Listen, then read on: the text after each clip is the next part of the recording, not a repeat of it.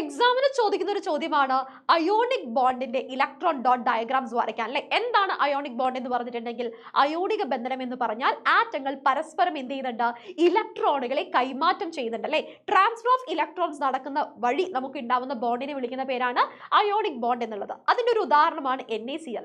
NaCl electron dot diagram ആണ് ഈ തന്നിരിക്കുന്നത്.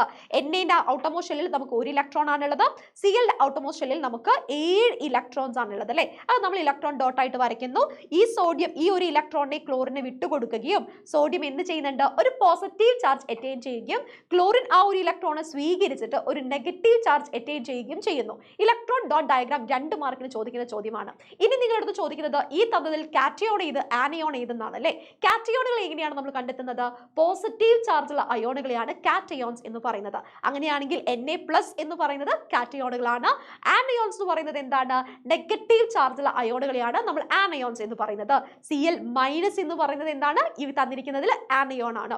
അങ്ങനെയാണെങ്കിൽ മെഗ്നീഷ്യം ക്ലോറൈഡ് എന്ന് പറയുന്ന അയോണിക് കോമ്പൗണ്ടിന്റെ അകത്ത് അടങ്ങിയിരിക്കുന്ന കാറ്റയോൺ ഏതെന്നും ആനയോൺ ഏതെന്നും താഴെ കമന്റ് ബോക്സിൽ കമന്റ് ചെയ്യുക. ലൈക്ക് ചെയ്യാനും സബ്സ്ക്രൈബ് ചെയ്യാനും മറക്കരുത്.